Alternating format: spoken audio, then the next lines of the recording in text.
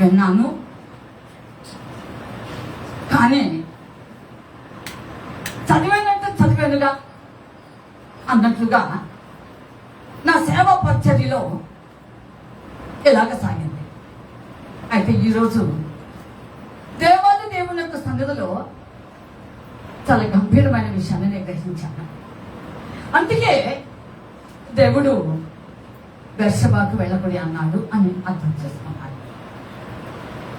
దేవుని బిడ్డలారా, బెర్షెబా చాలా మీనింగ్ కూడా చాలా బాగుంది. అవునండి,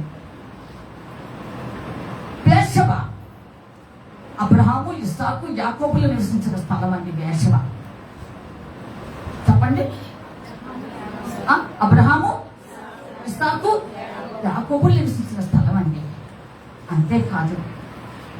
అంతేకాదండి దేవుని బిడ్డలారా, అబ్రహాము మొట్టమొదట బలిపీఠం కట్టి దేవుని సంఘం ప్రార్థన చేసింది కూడా ఈ బెర్షెబాలోనండి. దేవుని స్తోత్రం. హల్లెలూయా, హల్లెలూయా. దేవుని బిడ్డలారా, ఆలోచించండి. అవును, కనుక ఈ విధముగా ఈ బెర్షెబా చాలా ఉన్నతమైనటువంటి ప్రత్యేకమైన స్థానం ఉంది బైబిల్ గ్రంథంలో. అవును, బెర్షెబా సిటీ ఆఫ్ డిజర్ట్స్, ఎడారి లేదా అరణ్యము, వైల్డ్నెస్ లేదా ఒక సిటీ కూడా ఇది. ఇలాగ పేరు పొందినటువంటి ఈ బెర్షెబా దేవుని బిడ్డలారా, అయితే దీనికి అసలు ఎందుకు ప్రత్యేకత వచ్చినది? దీనికి అసలు ఎందుకు ప్రత్యేకత వచ్చినది? ఏమిటి అసలు? ఆలోచించాలి.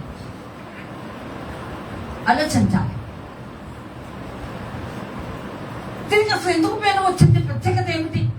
ఉంది ప్రత్యేకత. ఉండబట్టే దేవుడు అది ఫాల్ డౌన్ అయిపోయింది. మహిమ నుండి ఫాల్ డౌన్ అయ్యింది, పడిపోయిన స్థితికి వచ్చేసింది. కనుకనే దేవుడు అన్నాడు, దాన్ని అవశ్యంగా పట్టుకోపోతున్నాను, పట్టబడుతుంది కనుక దయచేసి మీరు అక్కడికి వెళ్ళొద్దు అని అన్నాడు. దేవుడు అన్యాయస్తుడు కాదు, దేవుడు ఒట్టి ఆయన కాదు, అనంత జ్ఞాని. కనుక బెర్షెబా యొక్క స్థితి చాలా శ్రేష్టకరమైనదే, కానీ అది క్రమేపీ అలాగా లేదండి. మన జీవితంలో కూడా మొట్టమొదటి ఆత్మీయ సంబంధంగా ఉన్నాము, ఆత్మీయ ఆనందంలో ఉన్నాము, ఆత్మీయమైన కృపలో పొందుతున్నాము, ఆత్మీయ ఆనందంతో ఉపయోగి వలసిస్తూ ఉన్నాము, ఆత్మీయ స్థితిలో దేవుడి యొక్క సహవాసంలో అపేక్షిస్తూ దినము ఆయనతో మాట్లాడాలనుకుని ఉన్నాము, అనేక ప్రత్యక్షతలు మనం చూస్తూ ఉన్నాము. కానీ ఇది క్రమేపీ అలాగే డౌన్ఫాల్ అయిపోయింది. ఇప్పుడు అక్కడ ఏం జరిగింది? అలాగ దిగజారుతానికి కారణం ఏంటి? ఏ ఒక్క బలహీనత అయినా వచ్చినా సరే పోతుంది. యాకోబు చదవద్దు కానీ 2వ అధ్యాయం యాకోబు గారు అంటాడు, ధర్మశాస్త్రంలో 99 ఆజ్ఞలు పాటించి ఒక్కటి పోయినట్టే అన్నాడు దేవుడు. కనుక ఏదో మిషం వచ్చేసింది అక్కడ. దేవుని బిడ్డలారా, చివరినాలు ప్రభు వస్తున్నారు.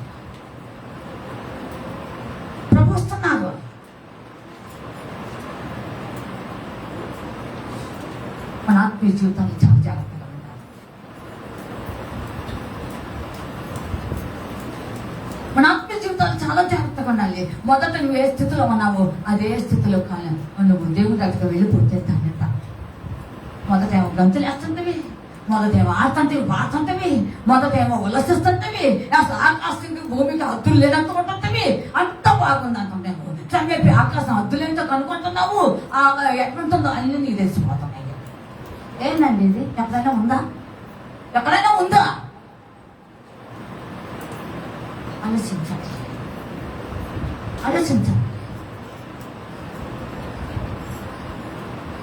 చెబుతున్నాను, ప్రభు వస్తున్నాడు.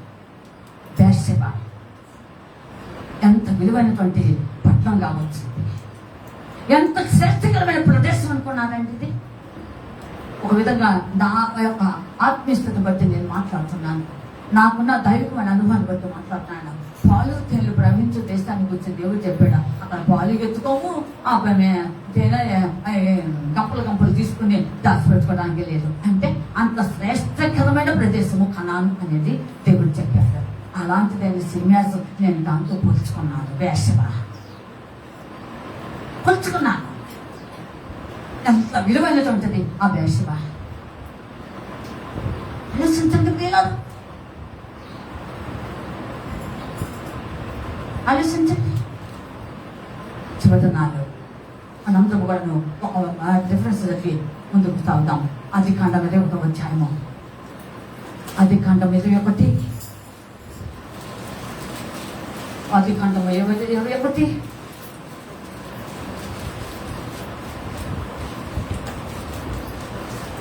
అధ్యాయము, ఆది కాండము. ఇక్కడ హాగర్ను పంపివేసిన తర్వాత జరిగినటువంటి సంగతి, అబీమెలెకు అనే రాజు దగ్గరకు వచ్చి అక్కడ అబ్రహాము బావులను తవ్వించాడు, 4 బావులు తవ్వించాడు. ఇప్పుడు మనం చెప్పుకునేది లేస్టవ, చివరి లేస్టవ. తనకు వ్యక్తి పేరు పెట్టాడు, ఒక్కొక్క బావికి పేరు పెట్టాడు. దీనికి కూడా వేషవ అని పెట్టాడు. చదువుదాం. ఆది కాండం 21వ అధ్యాయం, ఆది కాండము 29 చదువుదాం. అబ్రహాముతో నీవు వేరుగా ఉంచిన ఈ 7 గొర్రె పిల్లలు ఎందుకని అడిగాను. అందుకతడు, నేనే ఈ బావిని త్రవ్వించినందుకు నాకు సాక్ష్యార్థముగా ఈ 7 గొర్రె పిల్లలను నీవు నా చేత పుచ్చుకున్నవలనని చెప్పాను. అక్కడ వారిద్దరూ అట్లా ప్రమాణము చేసుకునినందున ఆ చోట బెర్షెబాగా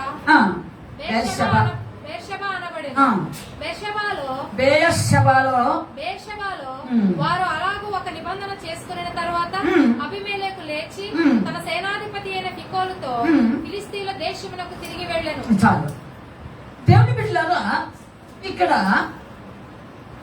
అబీమెలెకు అనే రాజుతోటి అబ్రహాము ఒక బావిని తవ్వించి 7 పెట్టి పిల్లలు అంటే అర్థం ఏంటి?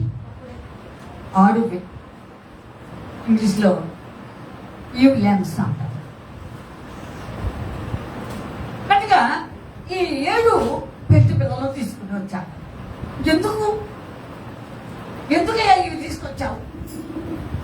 నేనే కదయ్యా ఈ బావిలు తరవింది, అందుకని ఇవి తెచ్చానయ్యా అన్నాడు. సరే, అక్కడ ఇద్దరు కలిసి నిబంధన చేసుకున్నారు. నిబంధన అంటే ఒక విషయం గమనించాలి. దేవుడు మనుషులతో చేసిన నిబంధనలు ఒకటైతే, మనుషుడే దేవుడితో నిబంధన చేస్తాడు. 2 రకాలు ఉన్నాయి. 2 kinds of covenants. 2 kinds of covenants. Number 1, దేవుడు ఆయన బిడ్డలతో నిబంధన చేస్తాడు. ఒకటి మీరు చెప్పకుండా నేనే చెప్పేస్తాను. దేవుడు నోవహుకు జలప్రలయం అంతా అయిపోయిన తర్వాత ఎంతో కంచు పెట్టాడు. అప్పుడు దేవుడు నోవహుతో నిబంధన చేశాడు. ఒట్టు పెట్టుకున్నాను అనే వ్యక్తి దేవాది దేవుడు. నీ మీద కోపపడ్డాయా? యెషయా 54వ అధ్యాయం, యెషయా 54 యెషయా 54 దేవుడు ఎలాగా చెప్తున్నాడో ఒక నిబంధన చదువు.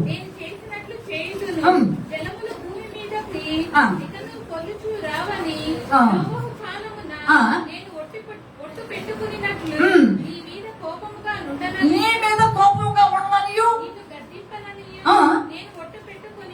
అబ్బా, దేవుడు ఎంత దయాళుడు! ఆలోచించండి అబ్బా, ఎంత దయాళుడు, ఎంత దొరికి శాంతపడు, ఎంత నమ్మదగిన వాడు. అవి ఏమంటే ఎంతైనా నీ యందు నా యందు బహు వాత్సల్యమున్న దేవుడు అని ఆలోచించండి. ఆ దేవుడు జలప్రలయం అయిపోయిన తర్వాత నోవహుతో నిబంధన చేసుకున్నాడు, ఒట్టు పెట్టుకున్నాడు. ఆయనకి అంత అవసరం లేదే. వినాలి, ఆఫ్టర్ ఒక మనిషితోటి నిబంధన చేయడానికి అంత అవసరం లేదే. కానీ మనిషికి కావాలి. ఎందుకు కావాలి? భూమిని నింపాలి. ఎందుకంటే నోహు ముందు తరమంతా కూడాను జలప్రలయంలో చనిపోయారు. ఇప్పుడు న్యూ జనరేషన్ ఒక కొత్త తరం రావాలి. ఇప్పుడు నోహు సంతానం ద్వారా ఇప్పుడు సంతానం రావాలి. అందుకని చెప్పి దేవుడు చెప్పాడు, ఇంకా నీ మీద గొప్ప పడనియో గద్దెపు నేను ఏం చేస్తున్నానంట. దేవుడు ఒక మనుషుడితో చేశాడండి. ఇది ఒకటి. రెండవది అబ్రహాంతో చేశాడు. వినండి, అబ్రహాంతో చేశాడు. అబ్రహాంతో ఒక నిబంధన చేశాడండి దేవుడు బిడ్డలారా. ఆదికాండం 17 చూడండి. ఆదికాండము 17 క్షమించండి. ఆదికాండము 17వ అధ్యాయము. కొంచెం బయట పైనుండి జరిగితే మంచిదే కానీ మరి అంత లేట్ అవుతుంది అనుకుంటే 3 నుంచి అని చెప్పి అబ్రహాము సాగిలపడి ఉండగా దేవుడు అతనితో మాట్లాడి, ఇదిగో నేను నియమించిన నా నిబంధన నీతో చేసి ఉన్నాను. నీవు అనేక జనములకు తండ్రి వగుదువు. దేవుడు నిబంధన చేసేసాడు. దేవుడే అబ్రహాముతో చేశాడు, నోహుతో చేసేసాడు. మరియు ఇక మీదట నీ పేరు అబ్రహాము అనబడదు, నిన్ను అనేక జనములకు తండ్రిగా నియమించితిని కనుక నీ పేరు అబ్రహాము అనబడును. నీకు అత్యధికముగా సంతాన వృద్ధి కలుగజేసి నీలో నుండి జనములు వచ్చినట్లు నియమించుదును. రాజులను నీలో నుండి వచ్చెదరు.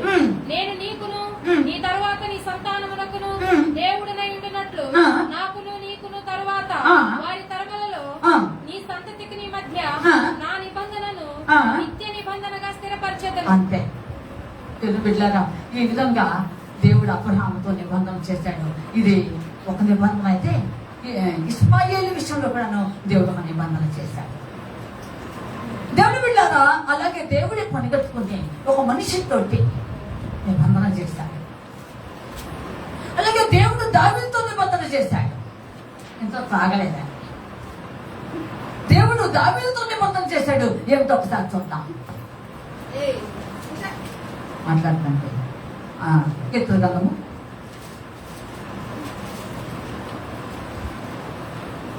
కొంచెం పాడండి. 89:34 చదవాలి. నా నిబంధనను నేను రద్దుపరచును, నా పెదవుల గుట్ట బయలు వెళ్ళిన మాటను మార్చను. అతని సంతానము శాశ్వతంగా ఉండుననియు, అతని సింహాసనము సూర్యుడున్నంత కాలము నా సన్నిధిని ఉండుననియు, చంద్రుడున్నంత కాలము అది నిల్చుననియు, వింటనుండు సాక్షి నమ్మకంగా ఉన్నట్లు అది స్థిరపరచబడుననియు, నా పరిశుద్ధత తోడని నేను ప్రమాణం చేసి తిని దావీదుతో నేను అబద్ధమాడను. కనుక ఈ విధంగా దేవుడు నిబంధన చేశాడు దావీదుతో. ఏమంటే దేవుడు మనిషిని ఎంత ప్రేమించాడో మీరు ఒకసారి ఆలోచించండి. దేవుడు మనిషిని ఆయన కృప ఎంతగా చూపిస్తున్నాడో మీరు ఆలోచించండి. దేవుడు మనిషిని ఎంత కోరుకుని ఎంచుకొని ఆయన లాగా ఉండాలని, ఆయన సొంతలాగా జీవించాలని ఇలాంటి నిబంధనలు చేశాడే. ఇకపోతే ఇజ్రాయిల్తో నిబంధన చేశాడు. అది కూడా ఒకసారి చదువుదాం. ఇర్మియా గ్రంథం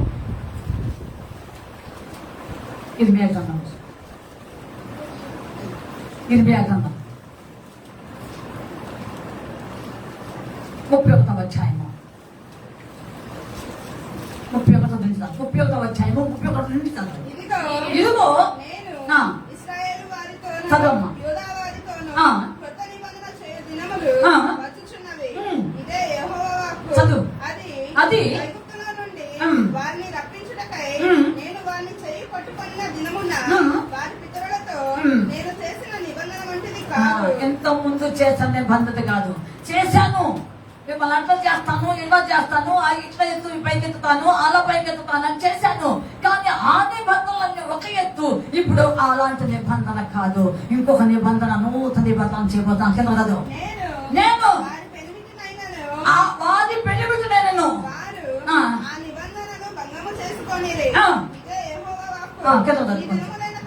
ఈ దినములైన తర్వాత నేను ఇశ్రాయేలు వారితోను యూదా వారితోను చేయబోవు నిబంధన ఇదే. వారి మనసులలో నా ధర్మవిధి ఉంచెదను.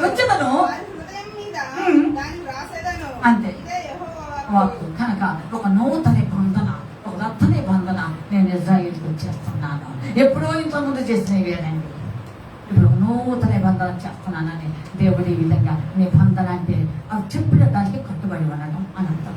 ప్రామిస్ ఓ అంటారు.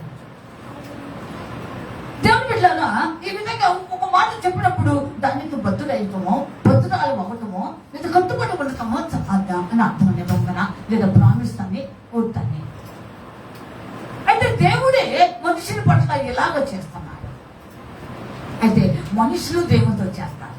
ఇది కూడా వినాలి. వేదం ఇవ్వకపోతే మనుషులు దేవునితో చేస్తూ ఉంటారు.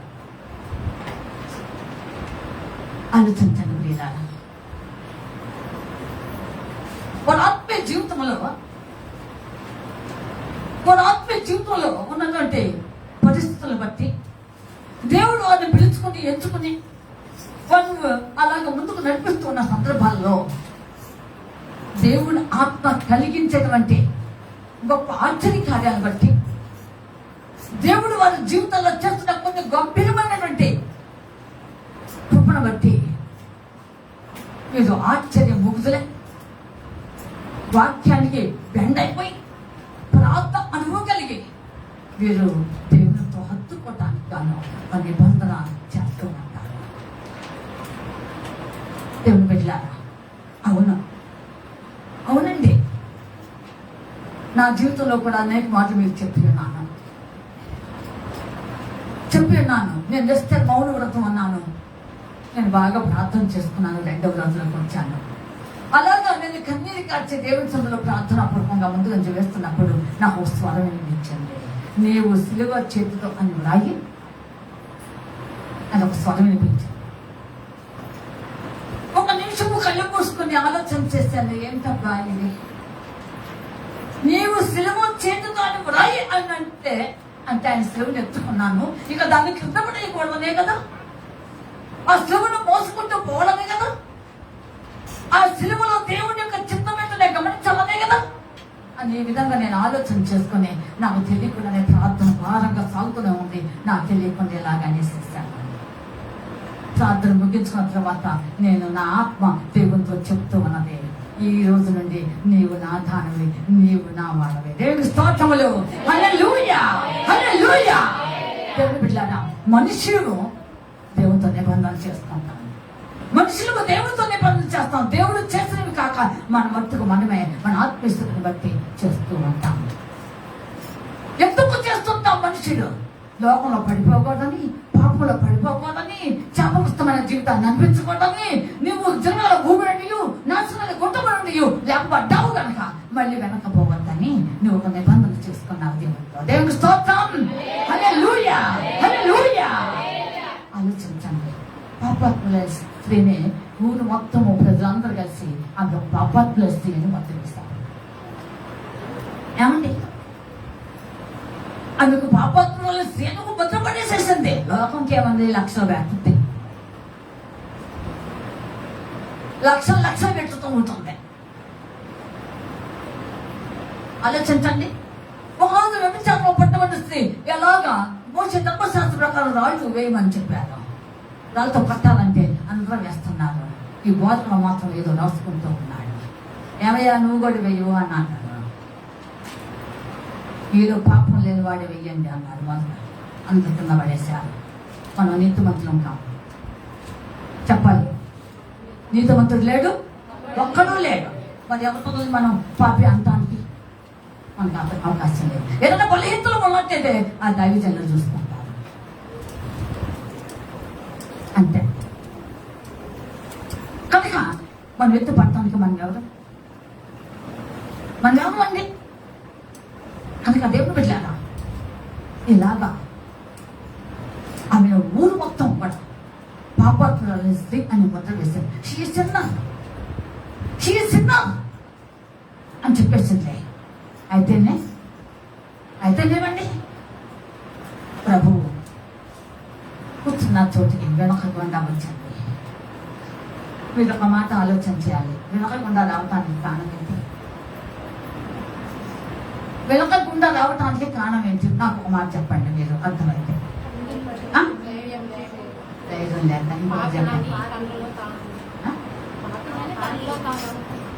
నేను పాపాత్మురాలు కదా. ఏంటంట? నేను నేను డైరెక్ట్గా ఆయన దగ్గర రాలేను, ముఖదర్శనం చేయలేను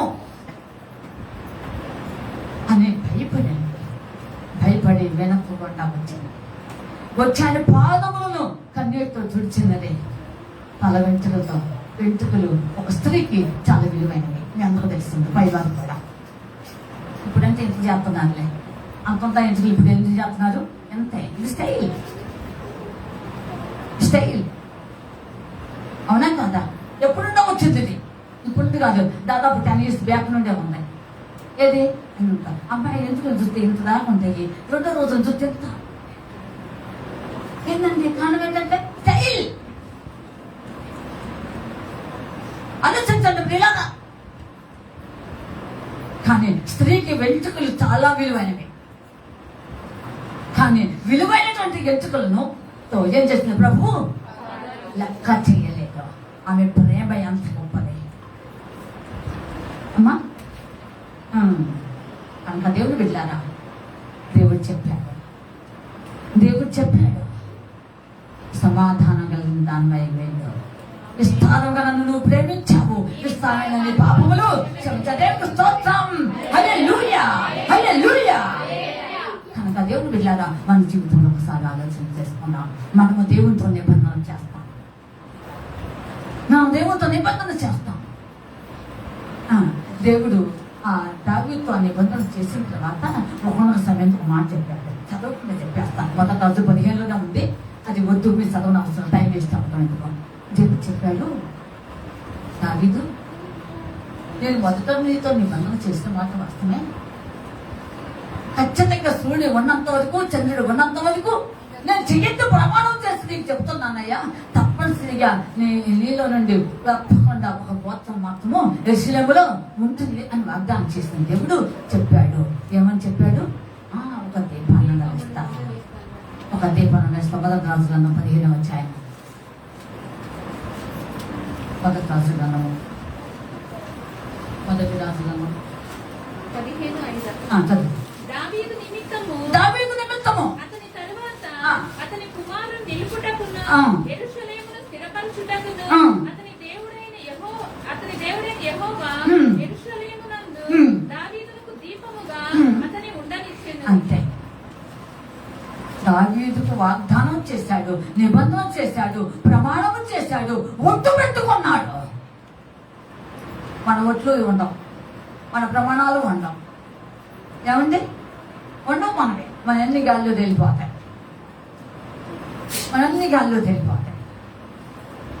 ఉండమండి. ఏమందంటే అంతే, అదంతేనండి. ఆలోచించాలి.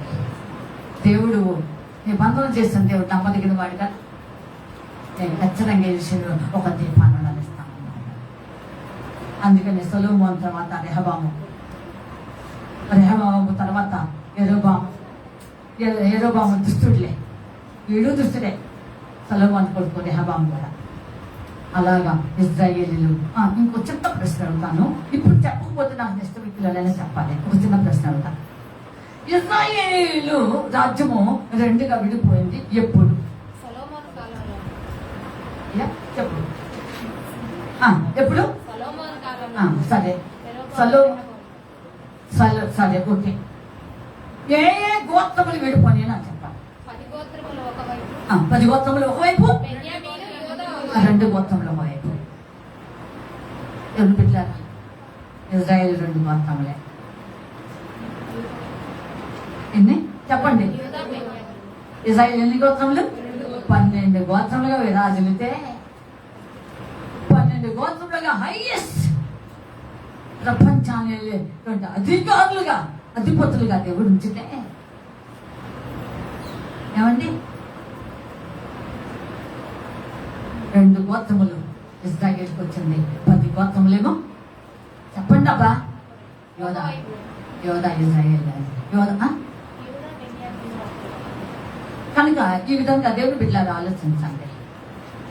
అందుకనే యోధా రాజులు ఉన్నారు, ఇజ్రాయేలు రాజులు. యోధా రాజులు ముఖ్యమైన వారేమో దావీదు వల్లే నడిచారు. దుష్టులైనటువంటి అహాబు వల్లే, యెరోబాము వల్లే ఉన్నటువంటి వారు ఇజ్రాయేలీలు పతనమైపోయారు. కనుక దేవుడు బిడ్డలారా బిడ్డలారా, మన ఆత్మీయ జీవితాల్లో కూడా చాలా విలువగా ఉండాలి. నిబంధన, దేవుడే మనతో చేస్తే మనం దేవునితో నిబంధన చేస్తాం.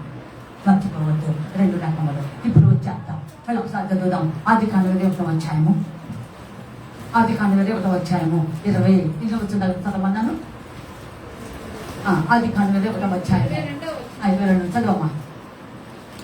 28 నుండి చదువు. 8 నుండి. తరువాత అబ్రహాము తన గొర్రెల మందలో నుండి 7 పెంటి పిల్లలను వేరుగా ఉంచెను గనుక అబీమెలెకు అబ్రహాముతో, నీవు వేరుగా ఉంచిన ఈ 7 గొర్రె పిల్లలు ఎందుకని అడిగాను. అందుకతడు, నేనే ఈ బావిని త్రవ్వించినందుకు నాకు సాక్షాత్తముగా ఈ 7 గొర్రె పిల్లలను నీవు నా చేత పుచ్చుకొనవలనని చెప్పాను.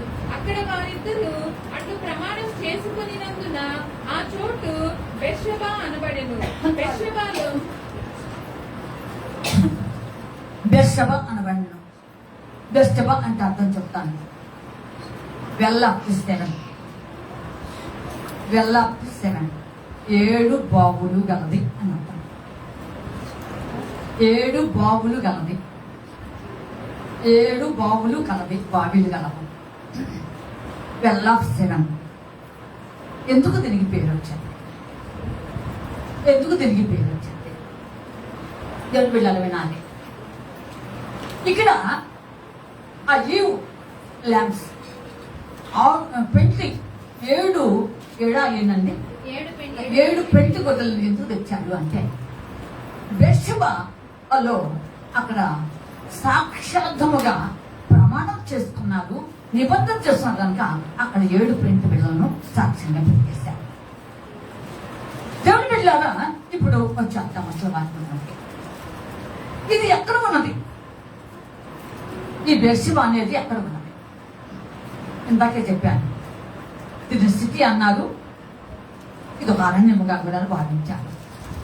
అందుకనే అబ్రహాము హాగరును పంపించేటప్పుడు బెర్షెబా అరణ్యానికి పంపించేశాడు. మనందరం కూడా వాక్యం తెలియనప్పుడు మనం ఏమనుకున్నామంటే, అబ్రహాము ఎంత ఖచ్చితంగా, ఎంత దయాదక్షిణం లేకుండా హాగరును పంపివేశాడే. ఇంకొకటి, కనీసం హాగరు ముఖం చూడకపోయినా చిన్నపిల్ల వాళ్ళ ముఖాన్ని చూడాలి కదా అనుకున్నాం అంటాం. కానీ దేవుడి యొక్క ప్రణాళిక అలా లేదు. దేవుడు ఎప్పుడు కూడాను ఆయన చేసిన ప్రమాణానికి, ఆయన చేసిన వాగ్దానానికి, ఆయన ఏదైతే చెప్తాడో అది చేయటానికి మాత్రమే బద్దులై ఉంటాడు. దేవుని స్తోత్రములు, హల్లెలూయా. కనుక దేవుడు బిడ్డలారా అందుకు పంపించవలసి వచ్చింది. నిత్యముగా నీ భార్య సేవ మాత్రం వినాలయ్యా అన్నాడు. విన్నాను. అప్పుడు బెర్షెబా అరణ్య మార్గంలో వెళ్ళినట్టుగా మనం అందరూ బాగా తెలుసు. దేవుని బిడ్డలారా ఆలోచించండి. ఈ విధముగా బెర్షెబా 7 అంటే హెబ్రూ మాట ఏల్ ఓలాం అంటారు. ఏల్ ఓలాం అంటే ఎవర్ లాస్టింగ్ గాడ్, నిత్యుడకు తండ్రి, నిత్యుడకు దేవుడు. ఎక్కడున్నాడు? బెర్షెబా. అది అక్కడ. ఏల్ ఓలాం గ్రీకు హెబ్రూ మాట. దాన్ని ఇంగ్లీష్ లో తర్జుమా చేసి ఎవర్ లాస్టింగ్ గాడ్, తెలుగులోకి వచ్చేసి నిత్యుడకు దేవుడు. అక్కడ ఉన్న దేవుడు ఎలాంటి వాడు అంట చెప్పాలి. బెర్షెబా ఉన్న దేవుడు ఎలాంటి వాడు అయితే సదాకాలం ఉంటాడు, ఎల్లప్పుడూ ఉంటాడు, మార్పు లేని దేవుడు. అది ఒక పాట ఉంది, పాడండి.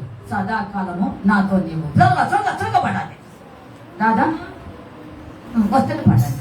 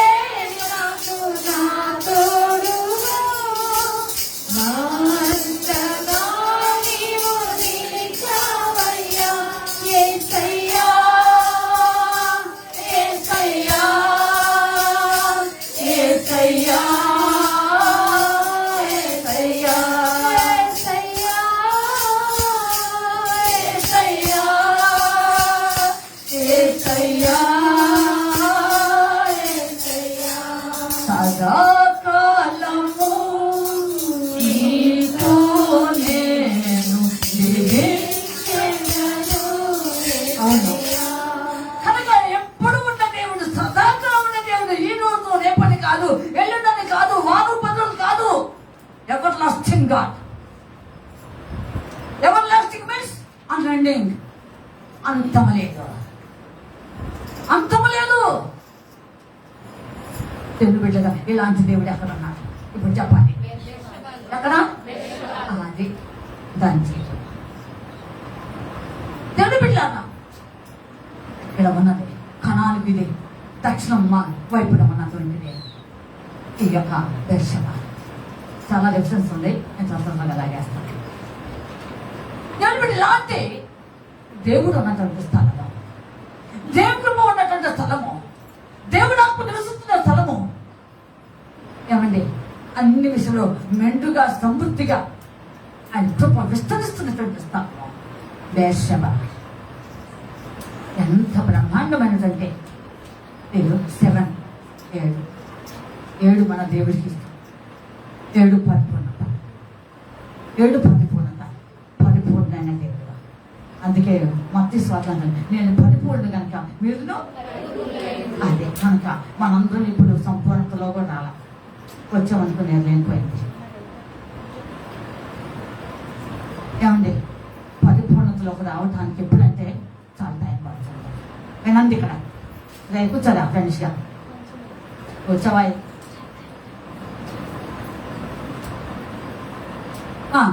మనం ఇంకా పరిపూర్తిలో రావడం చాలా చాలా చాలా టైం పడుతుంది. ఎప్పుడు వస్తావు? నీవు చనిపోయేంత వరకు, దేవుని రాజ్యం వెళ్ళినంత వరకు నువ్వు చక్కబడాలి, దిద్దపడాలి. దేవుని బిడ్డలారా, మార్పు చెందాలి, సరిచేయబడాలి. ఆయన్ని వలె మాట్లాడానికి ప్రయాసపడాలి, తప్పన పడాలి, పోరాటం చేయాలి. అమ్మ, ప్రసవ వేదాన్ని పెంచాలి. లేకపోతే మీకు పరిపూర్ణత చెప్పండి అందరూ రాదు. ఓరని ముక్కు మూసుకుంటే దేవుని రాజ్యం ఉంది అనుకోవద్దు. ఏమండి, 4 బైబిల్ వాక్యాలు భక్తులంతా వరకు చదివేస్తే కాలేదు. 1 గంట, 4 గంటలు, 10 గంటలు దేవుడు సమీపిస్తే కాలేదు. పరిపూర్ణతలోకి రావాలి. ఆలోచించండి. కాకపోతే మీరు బైబిల్ చదవాలి కనుక మీకు లెక్కలేస్ కోసం నేను బైబిల్స్ గిఫ్ట్గా ఇస్తున్నాను. లేకపోతే మోగముద్దులాగా అలాగా ఉంటారని నేను ఆ విధంగా మీకు ప్రేరేపిస్తున్నాను. అంత మాత్రంతోనే పరిపూర్ణతలో ఉండాలా. జీవితం మారలేదు. మార్పు చెందటం అంటే ఆయన ఎత్తుకు మనం పిలిచినంత వరకు కూడాను మనం ఆయన దగ్గర ఆయనలో ఒదిగొదిగి ఉండాలి. రెండవది వినయ విధేయతలు చూపించాలి. మూడవదిగా ఆయన మాట వినాలి. తర్వాత ఆయన చిత్తం చేయాలి.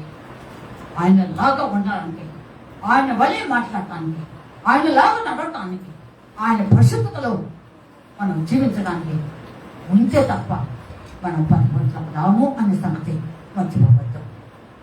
మర్చిపోవద్దు. కనుక దేవుని బిడ్డలారా, ఇలాగా ఉన్నటువంటి ఈ బేర్షెబ నేను చాలాసార్లు చదివాను, చాలాసార్లు దీన్ని గురించి పెద్దగా ఆలోచన చేయలేదు. కానీ నేను ఆ మెదడుతో పదులు పెట్టాను, ప్రార్థన చేశాను. అవునండి, నేను ఒక్కొక్కసారి 2 గంటలు కూడా దాటుద్ది నా ప్రార్థనని. రాత్రి 2 గంటల 10 నిమిషాల వరకు ప్రార్థనలోనే ఉండి గుర్తించుకున్నాను. దేవుని బిడ్డలారా, ఆలోచించండి. ప్రార్థన చేస్తాను. దీని ఒక ప్రత్యేకత ఏంటో బాబా, అసలు ఎందుకు వెళ్ళొద్దు అంటున్నావు? కారణం ఏంటి? బేర్షెబాకి వెళ్ళొద్దు అంటున్నామే అది చెప్తున్నామే అమ్మస్లో. దీనికి కారణం ఏంటి? నాకు ఇష్టంగా తెలియజేయమని చెప్పి ప్రార్థన చేసుకుని నేను ఒకసారి నా దగ్గర ఉన్న text Bible, English Bible refer చేసుకున్నప్పుడు నాకన్నీ కూడా చాలా ఉన్నతమైన శ్రేష్టమైనటువంటి అనుభవాలు కనిపించినాయి. అవును ప్రియులారా, ప్రపంచవదనాలు దేవుడు నివసించే స్థలము నేను దేవుడు నాటాడు. దేవుని ఆత్మ ఉన్న స్థలంలో నేను ఉంచాడు. దేవుని యొక్క కృప పొందటానికి నీకు మంచిగా అన్ని విషయంలో ముందంజ వేయటానికి దేవుడు కృప ఇచ్చాడు. అందుకే బేర్షెబ 7 పరిపూర్ణత, 7 కందులు కలిగినవాడు, 7 నక్షత్రం పట్టుకొని 7 దీపస్థంలో సంచరించేవాడు మన దేవుడు. 7 అందుకనే 7 పెంటి పిల్లలు తెచ్చాడు. చూసాడు అబ్రాము, దేవుడికి ఇష్టమని 7 7 సంఖ్య పద్మంతకని దేవుడికి సాదృశ్యమని ఆ 7 పెళ్లి పిల్లలు తీసుకొచ్చారు. ఆలోచించండి, ఒక తక్కువ చేయాలి. ఏమండి, చాలా మంది అన్ని జనాంగాల్లో నేను చాలాసార్లు చిన్నపిల్లప్పుడు నేను కొంచెం చిల్లర కొట్టుల దగ్గర విన్నాను. నేను 7 అనే మాట అనుకోవాలి. మీరు విన్నారో లేదో? ఎవరైనా విన్నారా? అమ్మ విన్నారా మీరు? 7 అనే మాట అనదు. ఎందుకని? గొంతు పట్టుకోతుంది, సైతాన్ వల్ల అన్నది. 6-1 అంటారు. విన్నారమ్మా? 6-1 అంటే ఏంటి అర్థం? 7 అని. 7 అనదు. వినాలి ఇక్కడ, అవునా? ఇప్పుడు కూడా అంటున్నారో లేదో నాకు తెలియదు. 6-1 అంటారు. అంటే 7 అనలేదు. సైతాన్ అననవదు.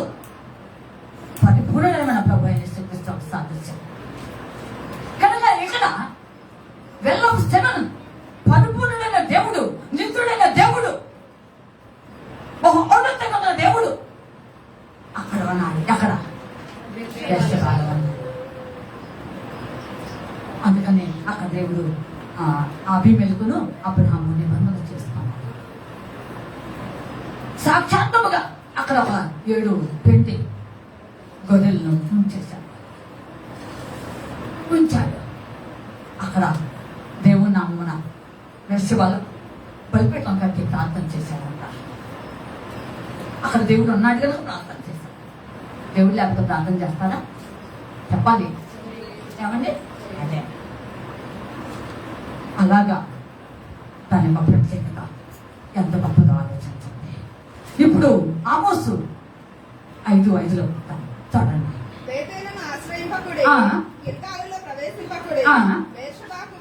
అది ఎందుకు వెళ్ళుతున్నాడు? అది ఇప్పుడు పట్టబడిపోతాను, దాన్ని సర్వనాశం చేయబోతున్నాను, దాన్ని తుడిచిపోతున్నాను, పాలుగా తిప్పుగా ఉండబోతున్నది. దయచేసి మీరు అక్కడ వెళ్ళొద్దు, అక్కడ వెళ్ళొద్దు మీరు అని దేవుడు చెప్పేశాడు. అది చాలా భయంకరంగా విషయం అయిపోయింది. ఆలోచించండి, ఇలాగా ఆలోచించండి. అలాగే నేను తొందరగా లాగేస్తున్నాను. ఈ బెర్షెబాను అక్కడ సంతానమైనటువంటి సిమియోన్ సంతానం కూడా అక్కడ స్వాస్థ్యంగా ఇచ్చారు. ఇలాగా ఉన్నతమైనటువంటి ఇది వచ్చింది. దాను, గాజు వీళ్ళకు కూడాను అక్కడ సెంటర్ ఒక స్థానం కల్పించుకున్నారు. అయితే క్రమేపీ అక్కడ విగ్రహార్థం మొదలయ్యింది. చెరుకెళ్ళారా? నిత్యుడకు దేవుడు, ఔన్నత్యముల దేవుడు, అమ్మ పరిపూర్ణమైన దేవుడు, ఉన్నటువంటి స్థలము క్రమేపీ డౌన్ఫాల్ కానం విగ్రహాలకు సంబంధించి అక్కడ దేవుడికి ఆయాస్కరమైనవి జరుగుతూ వచ్చేస్తున్నాయి. దేవుని బిడ్డలారా, కనుక నీవైనా నేనైనా మనం ఎవరైనా సరే దేవుని యొక్క సన్నిధిలో చాలా జాగ్రత్తగా ఉండాలి. మొదటి ఆసక్తి, మొదటి అనుభవం మనం జాగ్రత్తగా పట్టుకోవాలి. అందుకని అక్కడ అంటున్నాడు, చదువుతాను చూడండి. క్షమించండి, హోషేయ గ్రంథం 4వ అధ్యాయం, హోషేయ గ్రంథం 4వ అధ్యాయం 15 వచ్చిన చదవండి. హోషేయ 4:15 త్వరగా. అయినను యూదా ఆ పాపములో పాలు పొందకపోవును గాక, గిల్గాలునకు పోవద్దు, బేతావెనుకు పోవద్దు, యెహోవా జీవముతోడని ప్రమాణము చేయవద్దు, పెయ్య మొండితనము చూపునట్లు ఇశ్రాయేలు వారు మొండితనము చూపియున్నారు కనుక విశాల స్థలమందు మేయు గొర్రె పిల్లలకు సంభవించినట్లు దేవుడు వారికి సంభవింపజేయును. అంతే చూసారంటే, కనుక అక్కడ దేవుని ప్రయాసకరమైనటువంటి పరిస్థితి జరుగుతుంది కనుక దేవుడు అక్కడికి వెళ్ళవుతున్నాడు. దేవుని బిడ్డలారా, మన ఆత్మీయ జీవితంలో కూడా దేవుని ఒకరితో చూస్తున్నాం. దేవుని ఒకరితో చూడవద్దు, అంత తగ్గించుకుంటాం. ఎంతగా దేవుని యొక్క సందర్లో మనము ఆయన మాత్రమే విధేయతలతో మన ముందు సాగితే అంత యోగ్యులుగా. అందుకే దేవుడు అంటాడు, చిన్నపిల్లలారా మీరు నా ఎందుకు రండి, యెహోవా భయభక్తులతో మీకు నేర్పుతాను అన్నాడు. 70లో 80లో 90లో ఇట్లా వచ్చినా కూడా దేవుడు ఆయన సందుల్లో ఆయన బిడ్డలు అన్నాడు. చిన్నపిల్లలుగానే పిలుస్తున్నాడు. మన మహా అయితే ఒక 5 సంవత్సరాల పిల్లవాడిని చిన్నపిల్లలు అక్కడ వేస్తాం, లేదా 10 సంవత్సరాల లోపు వాళ్ళు వేస్తాం. ఆ తర్వాత వేయమండి. కానీ దేవుడు ఎంతగా మనల్ని ఇలాగ ప్రేమ చూపించి, చిన్నపిల్లలారా నా ఎదుకు రండి, యెహోవా భయభక్తులతో నేర్పుతాను అన్నాడు. మనం నేర్చుకోవాల్సిన వారమై ఉన్నాం. మనకి ఎంతవరకు మాకేమీ రాలేదు, మనకేమీ రాలేదండి, ఏమి తెలియదండి. మనం ఆయన సన్నిధికి వెళ్ళినంత వరకు కూడా మనం నేర్చుకునేవాడిగా ఉన్నాం. ఆలోచించాలి దేవుడు బిడ్డలారా. కనుక ఆ విధంగా ఆ యొక్క స్థితి మారిపోయిందండి. మన స్థితి అదే హోషేయలో 9వ అధ్యాయం 15 తరగతి 9:15 వారి చెడుతనమంతయు గిల్గాలులో కనబడుచున్నది. అచ్చటనే నేను వారికి విరోధినైతిని. వారి దుష్టక్రియలను బట్టి వారిని ప్రేమింపక నా మందిరంలో నుండి వారిని వెలివేతును. అంతే, చూస్తారండి, దేవుడు వెలివేస్తానంటున్నాడు. కనుక నువ్వు మొదట ఏ స్థితిలో ఉన్నావో అలా ఉండకూడదు. ఏ విధంగా దేవుని యొక్క సన్నిధిలో నిన్ను నీవు దేవునికి యోగ్యమైన వాడిగా యోగ్యమైన కనపరుచుకుంటావు, అది సేమ్ అని నేను పిలుస్తాను కూడా కొనసాగు. ఒక చోట ఒక రకంగా, మరొక చోట మరొక రకంగా, ఇంకొక రకంగా ఇట్లా వద్దు. నీ మాట అవునంటే అవును, కాదంటే కాదు. చాలా మంది నేను చూస్తున్నాను, గమనిస్తున్నాను. మాటగా ఓ పనేస్తారు, సమయం వచ్చినప్పుడు ఒక మాట కట్టుబడి ఉండడం దేవుడు కోరుకుంటున్నాడు. చావైనా బ్రతుకైనా కష్టమైనా నష్టమైనా 10 మంది 10 రకాలుగా అనుకున్నా సరే వద్దు, బొంక వద్దు. ఒకే తీరులో అన్నారు. ఒక దేవుని బిడ్డ యొక్క లక్షణం ఏమిటంటే ఒకే తీరులో అంటాను అన్నానని చెప్పు. అంతే. నేను చాలా మంది గమనిస్తున్నాను, ఓపెన్ చేస్తాను, నేను అనలేదండి, అదే ఎవరు నైజం అయితే అనుకుంటా నేను గమనించి. కనుక దేవుని బిడ్డలు వద్దు కనుక ఆలస్యంగా వద్దు. నీలో నాలో కానీ ఎవరిలో కూడా అలాంటి స్థితిలో అవుతారు. మనం దేవుని యొక్క నేర్చుకున్నాం. అంత జ్ఞాని అయినటువంటి సులోమోను సైతం కూడా నాలాంటి అవివేకం ఉండడం.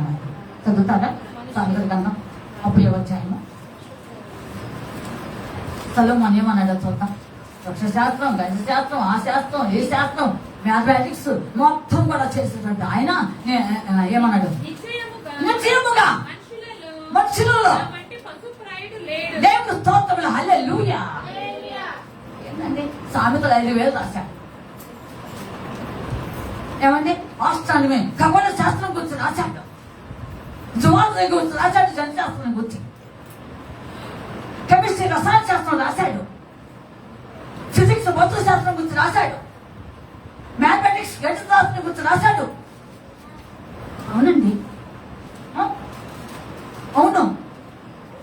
అంత జ్ఞాని నిశ్చయముగా నాలాంటి అసలు లేదంట. ఎంత తగ్గించుకున్నాడు.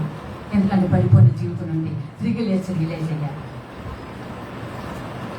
ప్రతి వ్యక్తి కూడా రియలైజేషన్ అనేది చాలా అవసరమైంది. అయితే బేసు గారికి రియలైజేషన్ రాదా, గ్రహింపు రాలేదు. ఆలోచించండి. నాకు దేవుని బిడ్డారా, ఆ స్థితి నీకు నాకు మన రాకపోవద్దు. అదే హోషియా 12:11. అదే 12:11 హోషియా 12:11 త్వరగా చేయాలి. నిజముగా గిలాదు చెడ్డది,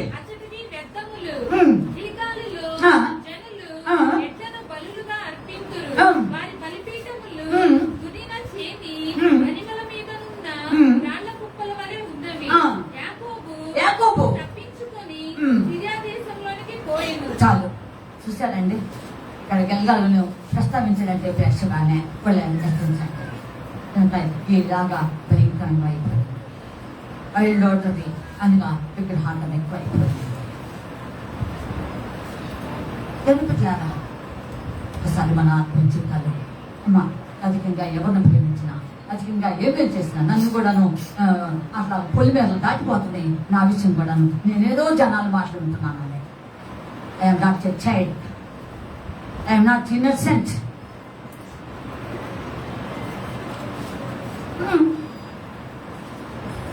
ఆలోచించండి. ఒక చివరి నాల్లో ఉన్నా ఒకసారి మన ఆత్మీయతలు ప్రశ్నించుకుందాం. ఇలాగా ఉండిపోయింది ఆలోచించండి. అలాగే దేవుని బిడ్డలారా, చివరి దినాల్లో ఉన్నాం.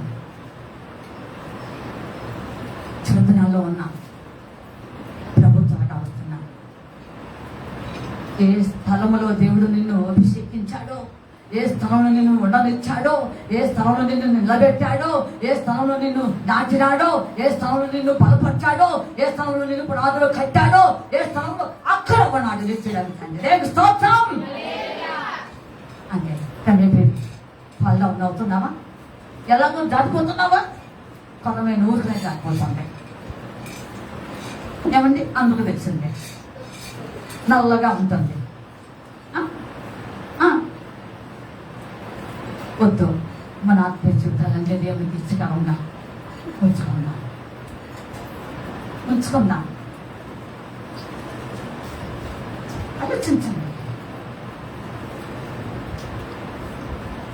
చివరినాలే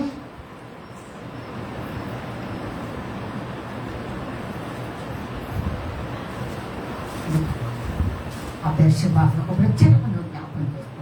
నువ్వు ఒక ప్రత్యేకంగా దానిగాను, ఒక ప్రత్యేకమైన వ్యక్తిగాను, ఒక ఉన్నతమైనటువంటి మహిమ కలిగిన స్థలంలో నేను వెళ్ళిపోయాడే. ఆలోచించండి.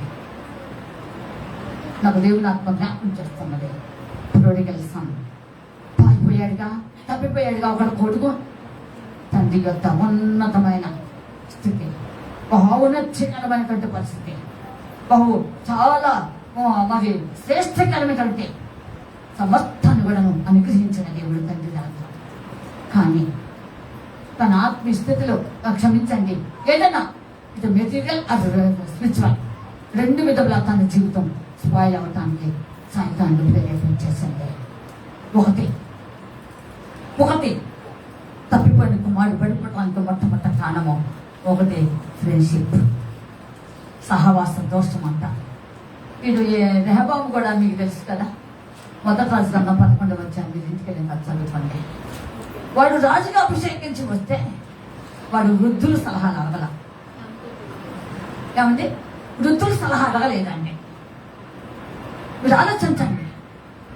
వృద్ధులు ఎంత పెద్ద అనుభవం ఉంటుంది, జ్ఞానం ఉంటుంది. ఆ పెద్దల ఆలోచన అవసరం లేదు. అందుకని యవనస్తులు పట్టుకున్నాం. దేవుని బిడ్డలారా, మన ఆత్మీయ జీవితాల్లో పెద్దల మాట చాలా విలువైనది, శ్రేష్టకరమైనది. ఆలోచించండి. కనుక మన ఆత్మీయ జీవితాల్లో దేవుని యొక్క కృపను మనం పొందుకున్నాం. అలాగే ఈ తప్పిపోయిన వాడు చనిపోవడానికి ఇదే కారణం. ఆ తర్వాత తన జీవితం అంతా కూడా మరొక విధంగా లోకానికి అప్పగించడానికి సిద్ధపడతాడు. అలాగే సమర్థం కోల్పోయాడు. నిన్ను దేవుడు ఉంచింది తండ్రి గత దర్శబలో ఉంచాడు. ఇంకా ఇంకా ఇంకా దాన్ని బదిలిపరుచుకుని ఉన్నతంగా వెళ్ళిపోవడానికి దేవుడు నేను సిద్ధపరిచాడు. కానీ అది తండ్రి సన్నగిలిపోతాం. తర్వాత ఏమయ్యాడు? కానీ ఒక నా టైమందు తను తెలుసుకోవడానికి దేవుడు దహింపించాడండి. గొప్ప సమాధానం. అది ఓన్లీ ప్యారబుల్, ఉపమానం మాత్రమే. మన ఆత్మీయ జీవితంలో కూడా ఒకసారి ఆలోచన చేస్తున్నాం. దేవుని యొక్క సన్నిధిలో మన ఆత్మస్థితులు ఎలా ఉన్నాయి?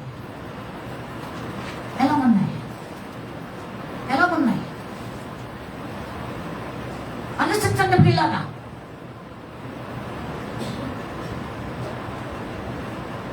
కనుక ప్రభు వస్తున్నారు. వేసవాన్ని ప్రేసిగానే పుట్టుకోండి. దేవుని యొక్క కృప, దేవుని కృపగానే చూడండి. అమ్మా, దేవుని చిత్తమేదో దేవుని చిత్తగానే చూడండి. అది కఠినమే. సోక్రటీస్ కాలంలో విషం తాగవలసి వచ్చింది. నేను చదివానండి, నేను ఫిలాసఫీ చదివాను డిగ్రీ.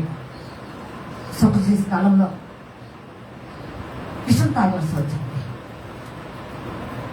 తాగేశాడు. మన ఆత్మ జీవితంలో దేవుని చిత్తం అనేది అలాంటి పాసన్ లాంటిది. చేయటం కష్టం, చేస్తూ పోతే తేలిక, చేస్తూ పోతే తేలిక. ప్రదర్శించండి.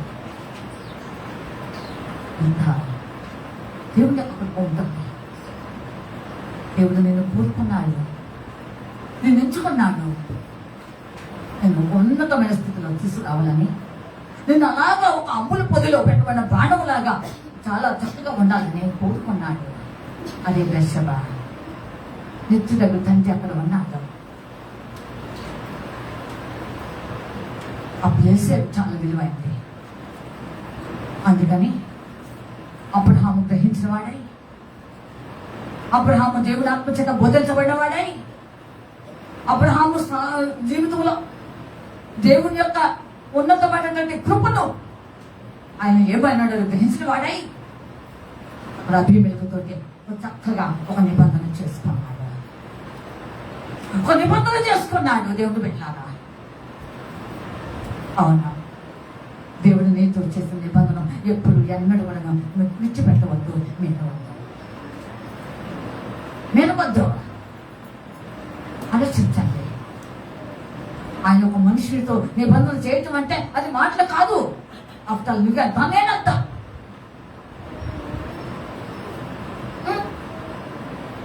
నువ్వే తనేనంత.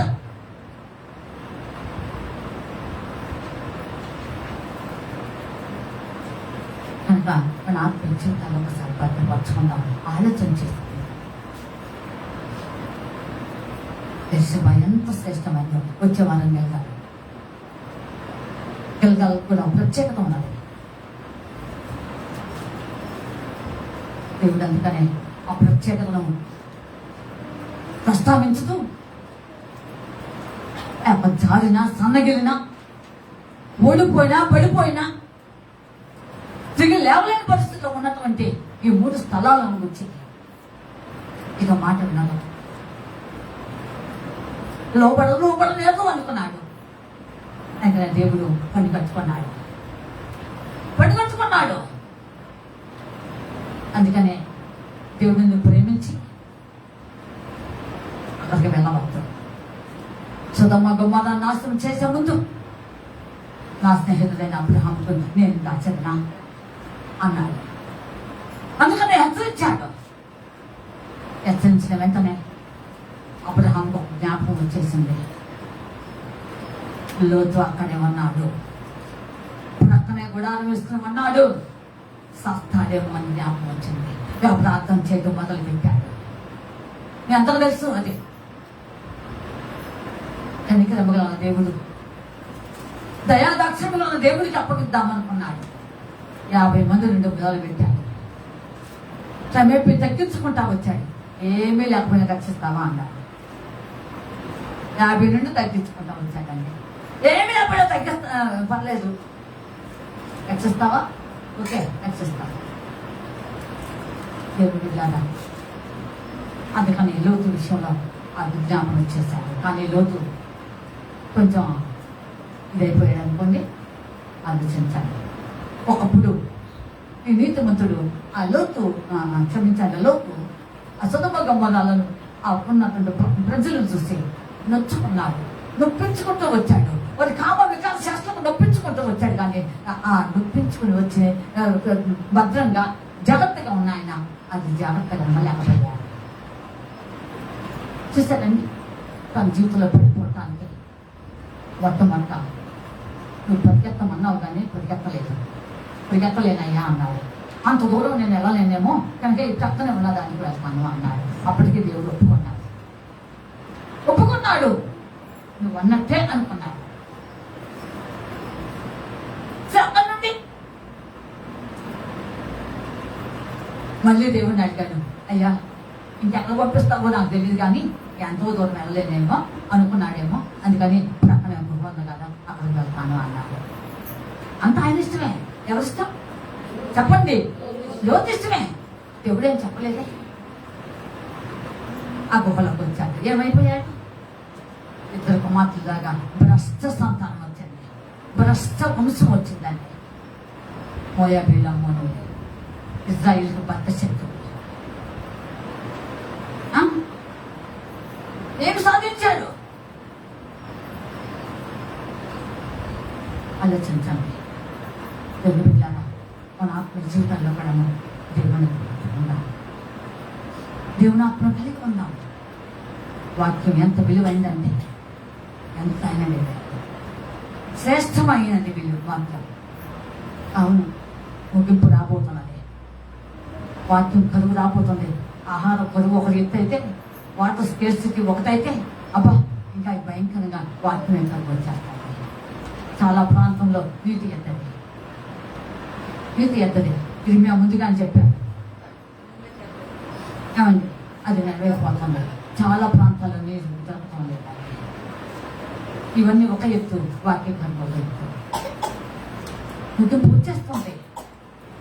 ఆలోచించండి దేవుని బిడ్డలారా. ఎప్పుడు ఎవరి జీవితాలు ఏమవుతాయో అర్థం కాదు. ప్రభు వస్తున్నారు. నీ జీవితం ఇప్పటికైనా సరే ఈసారి చేసుకుంటావా? నిత్యులకు తండ్రి వేసేవాడు, దేవుడి కృప కలిగినటువంటి స్థలము. కానీ అట్లా లేదు. అదే దేవుని బాధ, దేవుని ఆవేదన. మొదట ప్రార్థన ఎందుకు కోల్పోతున్నావు? మొదటి వాక్యాన్ని ఎందుకు కోల్పోతున్నావు? మొదట్లో ఉన్న ఆత్మీయస్థితిలో ఉల్లాసంగా గంతులు వేస్తున్నటువంటి నీవు ఎందుకు అలా సంగతిస్తాను? కారణం ఏంటి? ఎవరు కారణం కాదు, ఎవరు కారణం కాదు. సాతాను ఏదో విషపెట్టేస్తున్నది. అంతే, అంతేనండి. ఆలోచించండి పిల్లలు, ఆలోచించండి. చెడుదనాల్లో ఉన్నాం. ప్రభు వస్తున్నారు. నీకు కలిగింది గట్టిగా పట్టుకో. దేవుడు ఏదైతే నీకు ఇచ్చి అన్నాడో, ఏదైతే నీకు అప్పగించి అన్నాడో, ఏదైతే బాధపడటంగా నువ్వు ముందంజ వేయటానికి ఆయన ఇష్టపడ్డాడో, ఏమండి, నిన్ను కోరుకున్నాడు కదా. ఆయన చేతిలో పోస్ట్ గ్రేట్గా చేస్తాను అంటున్నాడే. ఇక నువ్వు విడవబడుతున్నాను అని అంటలేదే. అంటే ఇజ్రాయేల్తో మాట్లాడాడు. ఇజ్రాయేల్ని షీ అని, ఆమె, అది, ఇది అన్నాడు ప్రవక్త ద్వారా. దేవుని బిడ్డలారా, ఆలోచించండి. ఇక దాన్ని నేను విడిచిపెట్టను అంటే ఇజ్రాయేల్ని విడిచిపెట్టాను, తిరిగి నాటుతాను, తిరిగి నిలబెడతాను, పడదాన్ని కట్టాను అని వాగ్దానం చేస్తాను. దేవుడు ఇప్పుడైనా నన్ను కూడా అలా చేయడానికి దేవుడు సంసిద్ధంగా ఉన్నాను. ఆయన పవిత్రమైన హస్తంలో ఒదిగి ఉన్నాం. మన ఆత్మీయ జీవితాలు, మన సమస్తము కూడా తగ్గించుకున్నాం. తగ్గించుకుంటే హెచ్చించబడతాం. అవునండి, అవునండి. దేవుని బిడ్డలారా, ఆలోచించాలి. మొన్న పోయిన నెలలోనే 15, 16 తారీఖుల్లో జాకబ్ గారు దగ్గరకు వచ్చారు. అలా చెల్లెలు కొడుకు జానపరస్తున్న అంట వచ్చి 4 రోజులు ఇక్కడ ఉండిపోదాము అలా మా నాన్నగారని వచ్చి, అమ్మ ఉన్నారా, వస్తున్నాను అంటే వచ్చి కూర్చున్నారు. ఏవో కొన్ని బాధలు చెప్తూ ఓ మాట అన్నారు. అమ్మ, మీరు పెంచుకొస్తాను కదా, మన వాళ్ళన్నీ మనం పెట్టుకుని ఉన్నారు, కారణం ఏంటి అని అన్నారు. మంచి ప్రశ్న అడిగారండి, మంచి ప్రశ్న అడిగారు అని సమాధానం చెప్పాను. నేను మొదట్లోనే అనేక కుటుంబాలు విచ్ఛిన్నం అయిపోవడం చూశానండి. కుటుంబాలలో ఎంతవరకు వచ్చిందంటే డైవర్స్ దానికి వచ్చేసింది, భార్య భర్తల మధ్య. ఇవన్నీ నేను చూశానండి. అందువల్ల సింపుల్గా ఉండమని చెప్పాను, సింపుల్గా ఉండమని చెప్పాను. అట్లమ్మా, అమ్మమ్మా, అవును. నేను చాలా ఫ్యామిలీస్ చూస్తాను. ఆఫ్టర్ గాజుల దగ్గర, ఆఫ్టర్ పొట్టు దగ్గర, ఆఫ్టర్ మెల్ల వేసిన పశువుతాడు దగ్గర కుటుంబానికి చిన్నమైపోయింది. నేను చూశాను పాస్టర్ గారు, అందుకని సింపుల్గా ఉండమని చెప్పేశాను అన్నాను. దేవుడు పిల్లారా, దేవుడు మన జీవితాలను చూస్తున్నాడు, జీవితాలను చూస్తున్నాడు. హృదయం అనిపించాయి, హృదయం అనిపించాయి. ఆయన నీతో ఉండాలి, నువ్వు ఆయనతో ఉండాలి. అలాంటి స్థితి నీ జీవితంలో ఆ యొక్క బెస్టబాను ఎలాగా ఆ యొక్క నిత్యుడు దేవుడు నీతో ఉండాలని కోరుకుంటున్నావా? నీవు కూడాను ఆ నిత్యులకు తండ్రితో ఉండాలని, యుగ యుగములు సదాకాలము ఆయనతో నువ్వు జీవించాలని కోరుకుంటున్నావా? ఒకసారి ప్రశ్నించుకోండి, ఒకసారి ప్రశ్నించుకోండి మీ ఆత్మీయ జీవితాన్ని. దేవుని బిడ్డలారా, ఆలోచించండి. కొంచెం ఒక నిమిషం లోపల పెట్టాను. నేను వచ్చిన కొత్తలో మన వాళ్ళందరికీ అప్పుడు బిడ్డ అమ్మాయి కానీ వీళ్ళందరూ మంచిగా వస్తారు. వాళ్ళకి అప్పుడు ఇంకా మ్యారేజ్ కాలేదు. వాళ్ళందరికీ నేను వాక్యం చెప్తూ ఇక్కడ అన్నాను, మీరెవరు కూడాను నలుగులు వేయించుకోవద్దు అన్నాను. చనిపోయిన వారికి దినాలకు భోజనం కూడా వెళ్ళొద్దు అన్నాను. అన్నానా లేదా చెప్పాలి? చెప్పండి, నోటితో చెప్పండి, తలలో పోతాను. అవును అన్నాను. కానీ కేరళలో చాలా రిస్క్ వచ్చిందండి. నాకు కూడా కొంత రిస్క్ అనిపించాల్సి వచ్చింది. ఆ మనకే చెప్పుద్ది, ఈమెంతే చెప్పుద్ది అన్నటువంటి మాటలు కూడా నాకు వచ్చే పట్టణాలు ఏమో చెవికి అనిపించినాయి. సరే ఎవరు సాగులు చేస్తారని కొన్ని వదిలేసేసాను. అవునండి, నేను కూళ్ళు తినొద్దన్నాను. ఏ తింటే ఏమవుద్దని ఎదురు ప్రశ్నిస్తారు. అది కూడా వదిలేసుకున్నాను. అవునండి, ఆ విషయం కూడా వదిలేసుకున్నాను. తింటే తింటారు, సత్యం వచ్చారు నా ఇంట్లో. అవునండి, అవును, కాళ్ళకు పట్టాలు పెట్టుకోండి, కానీ గోదాం సిద్ధులాగా గంజెట్లో పెట్టుకోవద్దు అన్నాను. అన్నానా లేదా? అవును, సింపుల్గా ఉండమన్నా. మెట్లకు పెడతాది పెళ్ళైన వాళ్ళంతా, పెట్టుకోండి, నేను వద్దంటున్నా.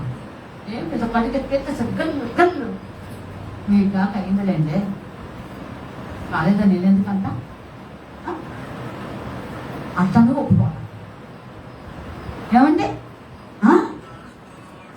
ఎవరు జాయి సాగు వాళ్ళని వస్తారని వదిలేసాను. నేను చెప్పందంటూ ఏమీ లేదండి. బాప్టిస్టాలు తీసుకునేటప్పుడు చిన్న విషయం చెప్పి ముగిస్తున్నాను. ముక్కులకి అందరి దగ్గరగాను ముక్కు పడకలు ఉన్నాయి. సరే సింపుల్గా ఉన్నామని చెప్పాను, ఉండండి, ముక్కు పిడకలు మాత్రం తీయాల్సిందే అని చెప్పాను. ముక్కు పిడకలు మాత్రం నాకు తెలీదు ఎట్ చేస్తాను. ముక్కు పిడకతో వచ్చి మునుగుతానంటే మాత్రం ఒప్పుకోనని చెప్పాను. రాని వాళ్ళు పాపం మనసులు అందరికి వెళ్ళారు తీయించుకోవడానికి. నిజం, తీయించుకొచ్చారు. ఎందుకంటే వాక్యం చూపించాను. ముక్కు పుడకనే తమ్మూసు దేవత, అందుకని వద్దు వద్దు అన్నాను. దేవుని బిడ్డలారా, ఆలోచించండి. చెబుతున్నాక దేవుని యొక్క సన్నిధిలో మొదట మహిమ కోల్పోవద్దు, మొదట్లో ఉన్న అనుభవం కోల్పోవద్దు, మొదట్లో ఉన్న ప్రార్థనను కోల్పోవద్దు. అవునండి, అవునండి. ఈ విధంగా దేవుని యొక్క సన్నిధిలో బెర్షెబా అంటే బెర్షెబాగానే ఉన్నాను. కానీ అమ్మ, పాత బెర్షెబా ఆ యొక్క మొదట్లో ఉన్న బెర్షెబాగానే ఉందంటే మంచిది, కానీ అది క్రమేపీ సమ్మిగిలిపోతే బెర్షెబా అనబడతాం. అందుకే దేవుడు అన్నాడు అక్కడికి వెళ్ళబడతాం. ఎందుకంటే దాన్ని అగ్నితో కాల్చడము, దాన్ని పాడు దెబ్బగా చేయటము ఏదో చేయబోతున్నాను. అది అవశ్యంగా పంటబడిపోతుంది కనుక వద్దు అన్నాడు. ఈ మధ్యాహ్న కాల సమయంలో నీవు నేను దేవుని యొక్క దినంలో ఉందాము. దేవుని యొక్క చిత్తానుసారంగా ఆయన కృపలో ముందుకు సాగుదాం. ఒకసారి ప్రశ్నించుకుందాం. మన ఆత్మీయ జీవితాలు ఒకసారి ప్రశ్నించుకుందాం.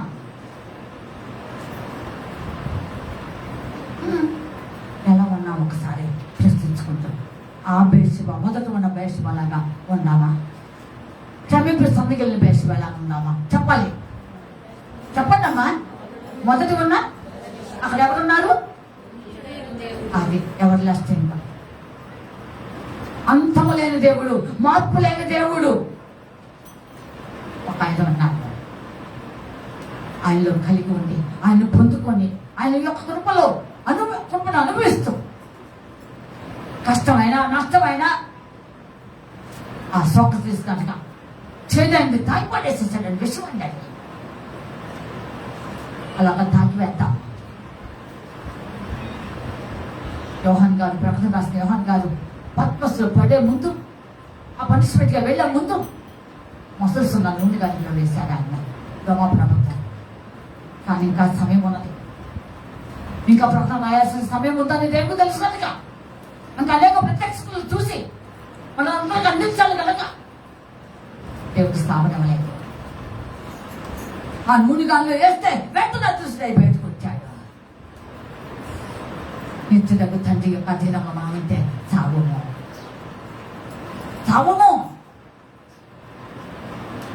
అలాగా ఆయన కృపను పొందుకుందాం, ఆయన ముందు సాగుదాం.